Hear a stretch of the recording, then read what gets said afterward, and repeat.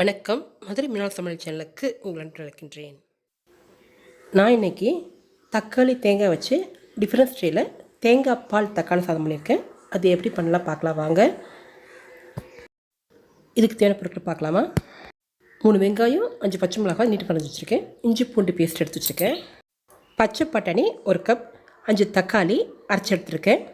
தேங்காய் பால் 3 டம்ளர், 2 இலக்கு பாஸ்மதி அரிசியை ஊற வச்சுருக்கேன். தாளிப்பதற்கு பட்டை கிராம்பு எல்லாம் கடுத்து வச்சுருக்கேன். குக்கர் அடுப்பில் வச்சுருக்கேங்க. எண்ணெய் சேர்த்துருக்கேன். அது காஞ்சிருச்சு. இப்போ சோம்பு போட்டுக்கலாம். சோம்பு பொரிஞ்சிச்சுங்க. இப்போ பட்டை பிரிஞ்சி இலையெல்லாம் போட்டுக்கலாம். இதெல்லாம் பொரியட்டும். பொரிஞ்சிருச்சுங்க. இப்போ வெங்காயம் சேர்த்துக்கலாம். வெங்காயம் பூண்டு சேர்த்துருக்கேன்.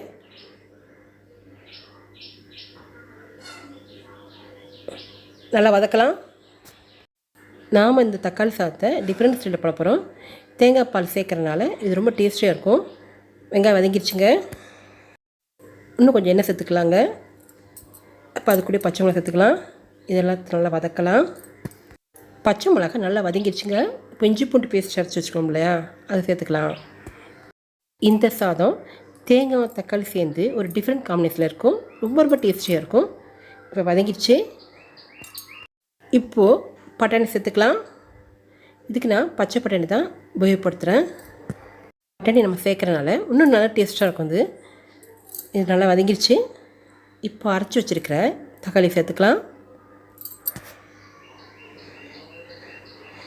இது 1/2 அரைச்சா போதுங்க. அப்படி வதக்கிக்கலாம். தக்காளி நல்லா வதங்கிடுச்சுங்க.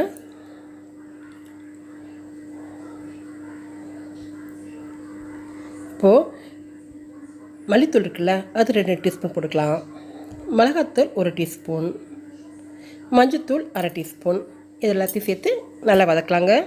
மசாலா பச்சை வாசனை போகிற வரைக்கும் வதக்கணுங்க. நல்லா வதங்கிடுச்சு.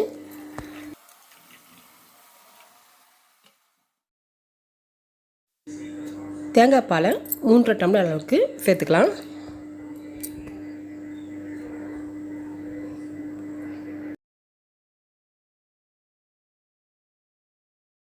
நாம் காய்கறி வேறு எதுவும் சேர்க்கலைங்க.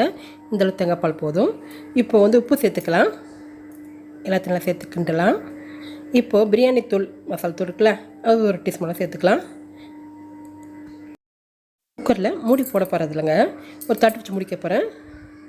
இது கொஞ்சம் நேரம் கொதிக்கட்டும். இப்போ கொதிச்சிருச்சுங்க. இப்போது ஊற வச்சுருக்க அரிசி அது சேர்த்துக்கலாம். எல்லாத்தையும் சேர்த்து நல்லா கிண்டி விடலாங்க.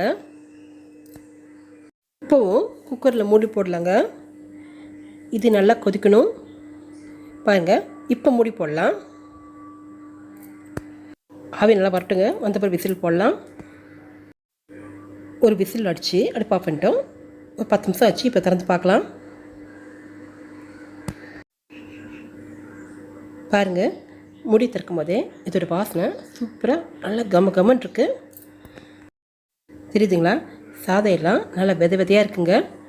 அப்படியே சைடு வாக்கில் கிண்டி விடலாம். எப்பவுமே நடுவில் கிண்டிடாதீங்க. தெரியுதுங்களா எவ்வளோ விதையாக இருக்குது? 1 டீஸ்பூன் அளவுக்கு நெய் சேர்த்துருக்கேங்க. குக்கரில் மூடி போட்டலாம். இது கொஞ்சம் நேரம் அப்படியே இருக்கட்டும். இந்த சாதத்துக்கு நான் சைட் டிஷ் என்ன பண்ணியிருக்கேன்னா பெப்பர் மஷ்ரூம் சுக்கா. இது டிஃப்ரெண்ட் டேஸ்ட்டில் இருக்குங்க. இதை வீடியோ எடுத்திருக்கேன், ஆனால் இப்போ போடல. அடுத்ததில் போடுறேன். நீங்கள் நம்ம சேனலை இப்போ தான் புதுசாக பார்க்குறீங்களா? மறக்காமல் நம்ம சேனலை சப்ஸ்கிரைப் பண்ணிடுங்க. பண்ணிட்டீங்களா? பாருங்கள், இந்த தேங்காய் பால் சாதம் எவ்வளோ சூப்பராக இருக்குது. கொஞ்சம் கூட குலையில் நல்லா விதையாக அருமையாக இருக்குங்க. நல்ல வாசனையும் கமன்னு இருக்குங்க. ரொம்ப ரொம்ப டேஸ்டியாக சூப்பர் வாசனையில் இருக்கிற இந்த தேங்காய் பால் தக்காளி சாதத்தை நீங்கள் பண்ணி பாருங்கள். எப்படி இருக்குன்னு சொல்லுங்கள். மறக்காமல் சப்ஸ்கிரைப் பண்ணிடுங்க. கீழே இருக்க பெல் பட்டன் நமக்கு, அப்போ தான் நாங்கள் போகிற வீடியோ உங்களுக்கு வரும். நன்றி.